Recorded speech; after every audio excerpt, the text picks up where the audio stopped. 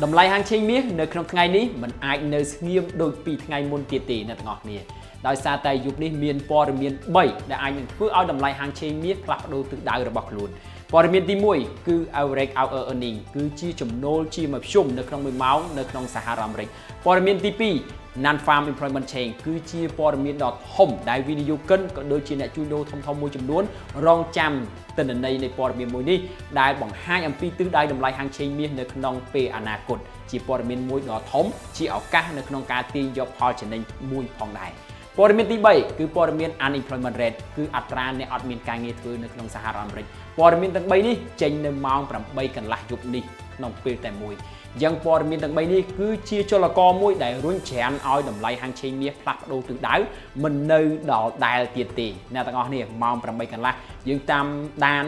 ហើយនឹងចាំជួញដូរទាញយកឱកាសជួញដូរទាំងអស់គ្នាអាប់ដេតតម្លៃហាងឆេងមាសជូនដល់បងប្អូនទាំងអស់គ្នានៅក្នុងថ្ងៃទី 11 ខែកុម្ភៈឆ្នាំ 2026 នេះទាំងអស់គ្នាកាលពីព្រឹកមិញនេះតម្លៃហាងឆេងមាសបានបើកផ្សារនៅតម្លៃ $5,026 ដុល្លារ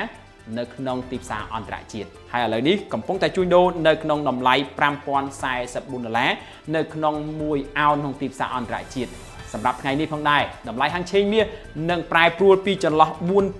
$4,786 ដុល្លារទៅដល់ $5,247 ដុល្លារនៅក្នុង1អោនក្នុងទីផ្សារអន្តរជាតិចឹងដឹងព័ត៌មានលម្អិតសូមចូលទៅទស្សនាលើការវិភាគប្រចាំថ្ងៃលើគេហទំព័រ Facebook YouTube Ecofy Academy